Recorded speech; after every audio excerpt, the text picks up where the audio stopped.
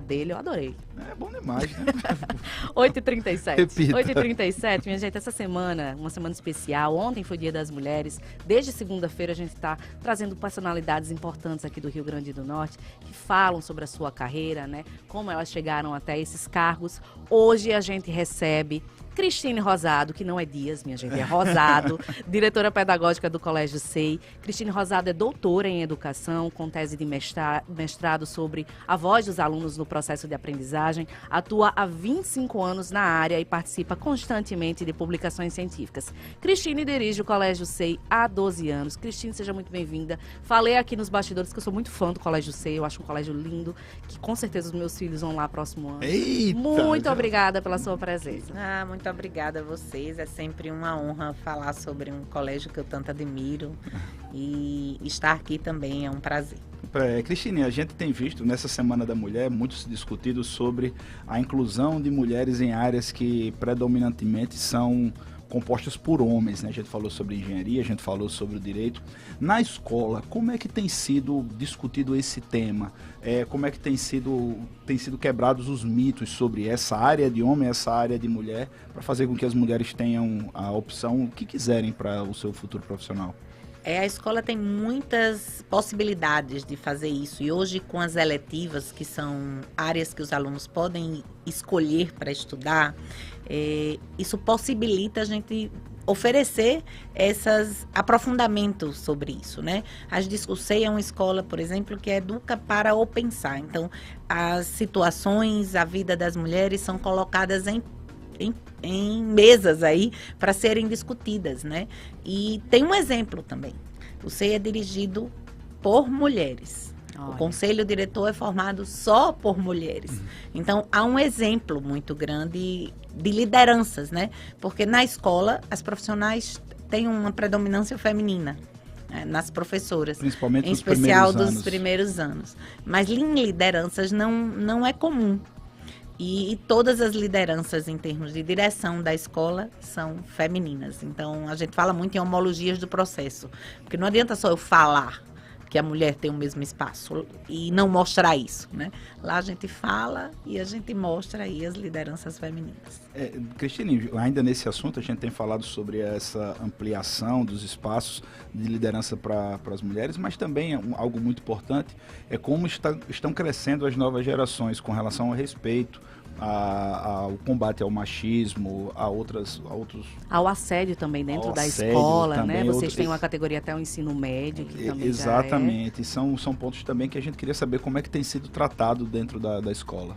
Esse é um ponto que é comumente tratado. E hoje a gente percebe alunas não só defendendo-se, mas também apoiando outras alunas ou outros grupos externos à escola. Ontem elas estavam com QR Code e outros com panfletos sendo distribuídos, parabenizando a mulher e dizendo qualquer coisa, denuncie. Se você se sentir ofendida, denuncie. Então, eles entendem que o conhecimento, ele tem que ser para além do que eles aprendem, né? Eles precisam levar para a sociedade. Então, ontem mesmo, isso foi a ação que o Grêmio Escolar escolheu. Que bacana, que bacana. O Grêmio, lá tem um Grêmio a partir só a partir do sexto ano, mas eles são muito ativos. E tem lideranças desde os anos iniciais do ensino fundamental. Importante também nessa liderança de sala, a gente não lembra. Quando a gente é criança, a gente não entende o quanto isso é importante, não é, Alice? Cristine, fala um pouquinho da sua carreira, né? A área pedagógica, que é uma das áreas que a presença feminina é muito forte. Né? Como é que você chegou? Como foi a decisão? Eu sempre soube que eu queria ir para a educação. Na mesa da minha casa só se discutia direito, mas eu sabia que eu queria ela é filha, ser né, educadora. Do poeta, do presidente, eu acho que ainda é o presidente da Academia Norte-Grandense de Letras, o doutor Diógenes da Cunha Lima. Eu sempre soube que era a minha área. E eu participei por todos os processos, de estagiária, professora, coordenadora, até chegar à direção. E para mim era muito importante valorizar a educação como ciência. Não uma área intuitiva que qualquer pessoa podia fazer. Então, eu também entrei na área acadêmica paralelamente, estudando a educação, e aí fiz mestrado, doutorado, porque a educação, como qualquer outra área, ela precisa ser vista como ciência. E aí, né, fui para a universidade, dei aulas, mas o meu lugar é na escola, no chão da escola, vendo a ciência acontecer. E com essas mudanças que o mundo tem enfrentado, né, Cristina? A gente está vendo muitas mudanças, tanto políticas, quanto na sociedade, quanto na forma de vermos homens e mulheres, esse combate ao machismo que você já falou. Como é que é feito esse aperfeiçoamento dos professores, do corpo docente da escola, para se manter atento a essas realidades? Esse é um grande privilégio que o SEI tem, é uma formação semanal. Então, todos os nossos professores, eles têm uma carga horária, além da carga horária deles, para estarem estudando na escola. Ah, então o professor do SEI não é contratado, não, ele é matriculado. Mais ou menos isso. Ele tem toda semana um momento para ser formado, né? E nesses momentos, várias temáticas são discutidas. Então, o professor de sociologia com filosofia, nós temos muitas aulas integradas. Eles fazem, nós vamos dividir como nós estamos trabalhando essa temática, como da mulher, por exemplo. Então, eles dividem com todos os professores, e aí todos os professores são formados para que não fique só numa área específica o tema em questão. Cristina, você falou sobre as eletivas, que a gente estava conversando fora do ar, porque eu não entendia, não sabia do que se tratava, mas também mudou muito do meu tempo. Eu não sou uma pessoa tão velha, mas do meu tempo de estudante para cá se mudou muito a oferta das disciplinas, né? Você está falando que hoje em dia não é só mais história, física, geografia, são outras atividades também que são oferecidas na escola. Isso, o novo ensino médio, né, já legalmente formalizado, ele trouxe para a gente... Mas desculpa, Cristina, mas é uma obrigatoriedade isso ou é uma opção das escolas? É uma obrigatoriedade trazer escolhas para os alunos. Como você vai trazer, você tem alguns formatos que você pode escolher, né? Mas você precisa tratar esse jovem como protagonista de sua própria aprendizagem. Esse é o princípio. E um protagonista faz escolhas. E as eletivas é uma forma de fazer escolhas. Então, diversas temáticas são postas em mesa também, para que o aluno escolha, comece a entender qual é a sua área, né? Nós tivemos um aluno ao longo da história aí da educação, que ele chegava na escola e ele tinha que trabalhar todas as áreas com o mesmo aprofundamento até sair da escola. Se você fosse mais de humanas, mas você tinha que saber física com o mesmo aprofundamento de quem não queria nunca mais ouvir falar em física. Se você fosse da área da biomedicina ou da biomédica, você tinha que estudar história com a mesma profundidade. E aí as eletivas vêm com temáticas incríveis aí, a gente tem ciências forenses, o aluno faz prática para descobrir crimes, a gente tem gastronomia, a gente tem debates competitivos, Libras, né? E aí a gente começou com isso no ensino médio e esse ano a gente estendeu para os alunos do ensino fundamental. Eles já começam a fazer escolhas, porque nós vimos uma preocupação. Até para escolher as eletivas, os alunos tinham dificuldades num formato que eles vinham, né, historicamente, de não fazer escolhas. Mas você falou em escolha, né, dificuldade da escolha. Aí envolve também maturidade. Como é que vocês lidam com essa questão da maturidade, né? Se essas crianças, elas ainda são muito crianças, ainda tem aquela questão de dúvida, né? Como é que funciona isso dentro do E a gente tem SEI? uma geração diferenciada, né? A gente tem uma geração que, em função do contexto, até mais desafiador e mais arriscado, é uma geração frágil. Sim. É uma geração frágil. É verdade. Mas isso é um ponto positivo ou negativo? Eu entendo como um ponto muito desafiador, porque o enfrentamento de problemas é destoante. São mais desafios para uma geração mais frágil. Então, nós temos muita preocupação com isso e a gente faz que essas crianças comecem a se autorregular. Entendi. A pensar sobre si próprias. A gente tem um programa de saúde mental e bem-estar na escola. Então, esse programa vai trazer para a criança quem é você, né, o que você faz, por que você gosta disso, como você reage com as situações adversas. A gente precisa, na escola, também apoiar o crescimento dessa criança como um todo, a maturidade para enfrentar desafios, porque não são poucos, né? Cada dia a gente tem mais desafios numa sociedade tão complexa. Eu até insisto, desculpa, Pode falar, Alice, imagina. eu insisto na pergunta de Alice, que ela falou com relação à maturidade para essas escolhas, porque muito se justificava na minha época também, longínquos anos atrás, que quando você tinha aquela idade de 15 para 16, 17 anos, era muito complicado você abdicar, por exemplo, de estudar soma vetorial da física, porque você não sabia se você utilizaria isso ou se você iria mais para o campo das ciências humanas. Então, qual o risco dessas escolhas? Vamos lá, então, nos anos finais do ensino fundamental, são eletivas a mais. Então, eles não perdem nada, eles ganham com eletivas a mais do que a base que eles precisam ter. Quando eles chegam no ensino médio, que a gente começa a reestruturar o currículo, no SEI a gente não tem problemas, porque a carga da estrutura curricular é bem maior do que o necessário. As 200 horas? Mais do que isso. A gente tem uma carga horária bem extensa, né? Então, a gente não teria problemas de não trabalhar. Mas o que a gente faz? A gente começa com a não escolha. Desde o 6º ano a gente começa. Eu não sei o que escolher, mas você sabe o que não escolher. O que você odeia. Então, o que você odeia, você não vai fazer. E a gente começa com restrição de possibilidades de escolha. Eu começo escolhendo entre 8, eu vou escolher entre 12, eu vou escolher entre 15, entre 30. A gente vai aumentando as possibilidades de escolha para que o aluno também seja preparado para fazer escolhas. E a vida são escolhas, né? É verdade. A vida são escolhas diárias e toda escolha gera uma não escolha. E toda não escolha traz uma nova possibilidade. É uma boa forma de se... Pois é, a gente está falando em ensino médio, não tem como a gente não falar dos resultados recentes positivos do SEI, né, do SISU. Não temos mesmo. A gente está aqui comemorando, né? Nós tivemos 116 aprovados no SISU, 14 aprovações em medicina, né? E não que nós valorizemos mais medicina, mas é o curso que demanda mais esforço, porque é o curso que exige uma nota mais alta, né? Nós tivemos vários primeiros lugares. Em redação é algo importante porque ele acaba definindo um pouco os resultados. Nós tivemos mais de 80 alunos com 900 ou mais na redação. Você acha que dentro dos desafios para uma escola formativa como o SEI, ainda é a redação? A redação é algo que a gente precisa ter muita atenção para isso. O SEI, como ele tem o trabalho de produção textual desde os anos iniciais, ele tem aulas de produções textuais, não só com a professora titular, mas com professora da área de produção textual.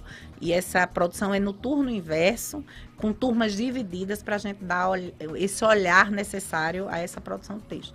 Então, não adianta você pensar que essa redação vai ser feita num cursinho no último ano da escola, né? Essa redação é construída ao longo do percurso escolar.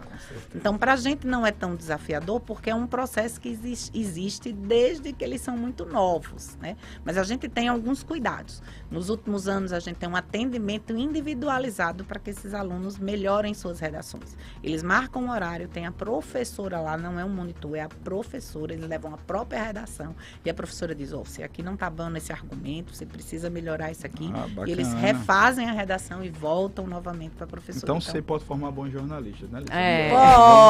Pode sim. Vamos pensar numa eletiva dessa natureza. Seria bom fazer um próprio fanzine lá dentro da escola, é uma boa ideia. Boa ideia. Cristine, sobre essa questão de você ter falado no início da entrevista, que hoje o campo de trabalho dentro do SEI são praticamente mulheres. É mais fácil trabalhar num campo onde só existem mulheres? Existe ainda aquela rivalidade, existe brigas? Como é que vocês lidam com essa relação com isso? De forma alguma, assim.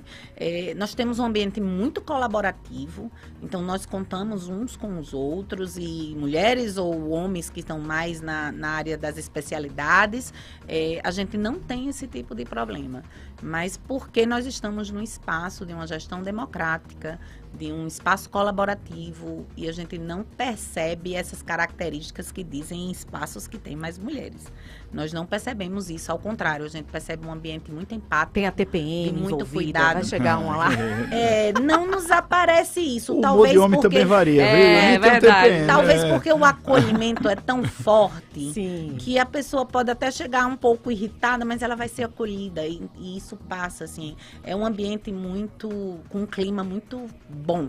Teve uma pesquisa de clima, agora a gente hoje tem dados para tudo, né? E a gente Pesquisa precisa olhar sobre clima de trabalho? clima de trabalho. E Nossa. a gente teve mais de 90 pessoas, é uma zona de encantamento, considerada pelos especialistas, que disseram que a escola é um excelente local, com um excelente clima de trabalho. Ah, que coisa maravilhosa. Inclusive aqui o Caco Online está aqui participando com a gente, está dizendo, o SEI cuida muito bem das minhas netinhas lá na Romualdo, né? Ele tá falando do Lagoa Nova. uma E a gente tem uma honra, pergunta também, é né? uma De Bento, honra. Júlia. Não, o Bento estava perguntando aqui, eu não sei bem o que Bento quis falar, mas ele perguntou qual a metodologia, em termos filosóficos, podemos dizer assim, adotado pelo SEI. Acho que é uma pergunta muito ampla para se... Mas a gente pode pelo menos dizer que é uma abordagem histórico-cultural, que valoriza a história do desenvolvimento, né? E valoriza muito a cultura e traz o aluno como protagonista. E eu queria falar sobre isso também, Cristine. A gente tem visto no Enem, na verdade não no Enem, nas escolas como um todo, um foco muito grande, claro, no Enem, que é a porta de entrada para as universidades. Mas tem se notado também que tem se deixado de lado o estudo das realidades locais, da história do Rio Grande do Norte, da geografia do Rio Grande do Norte, enfim, das particularidades que aqui tem o estado. Muitas vezes você sabe as teorias de Newton, mas você não sabe onde fica a barragem Armando Ribeiro Gonçalves. E eu queria saber como é que o SEI tem encarado isso e se acredita que a melhor forma de ingresso na universidade é o Enem ou se tem saudade do vestibular da Comperv. A gente não deixa de trabalhar nada, a gente entende que é do local para o global. Então, os nossos alunos fazem aula de campo para o interior, eles têm trabalho sobre a seca do Nordeste, como acontece no Rio Grande do Norte. E como eu falei a vocês, como a gente entende que tem que ter um projeto final, eles doam cisternas, a gente tem mais de 100 famílias que foram premiadas, digamos assim, pelas cisternas de um trabalho sobre a falta de água no nosso interior. Então, a gente trabalha também na Semana Literárias artistas globais ou escritores. Esse ano a gente vai trabalhar com Cascudo, né? Mas todos os anos é um escolhido, então a gente não permite que sair dessa linha. Para a gente a formação é bem maior do que apenas o que cai no Enem, a gente precisa formar esse aluno para a vida, né? No entanto, a gente entende sim que o Enem trouxe um ganho para a educação, que são as relações entre as áreas. Sim. O que a gente tinha nos vestibulares anteriores era era uma fórmula de física para ser determinada. Não era um conteúdo terrível. interdisciplinar que se chamava na minha época. Era muito Que é a vida, né? Sim. Que é a vida não tem. Agora você vai olhar esse problema sobre a ótica da história. Agora você não. O problema existe e você tem que utilizar todas as óticas para que você possa resolver o problema. E isso foi um ganho do Enem. Cristine, para a gente encerrar, nesses 25 anos, quais são as mudanças mais notórias na relação escola, aluno e família do SEI?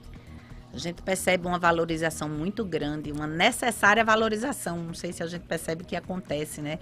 Uma necessária avaliação, a voz do aluno. A gente precisa que um aluno seja sujeito da sua própria aprendizagem, que ele fale, que a escola escute. Essa é minha área de pesquisa, inclusive, e isso faz com que a escola cresça com esse aluno. A gente percebe uma família que tenta proteger muito esse aluno, então muitas vezes acha a escola uma selva, como a gente conversava antes, é o meu né? caso, eu sou pai coruja demais. Porque ali, quando vê uma escola, diz, aqui é grande para o meu filho, talvez eu precise deixá-lo num... E quando elas percebem que isso é currículo oculto, quando eu tenho uma escada para uma criança subir, para descer, um espaço maior, ela está aprendendo muito. Então, a gente percebe uma família que tenta protegê-la de algumas situações que a vida não vai protegê-la, né? Mas a gente percebe também, especialmente no SEI, uma família muito participativa. A gente não tem encontros que a família não participe.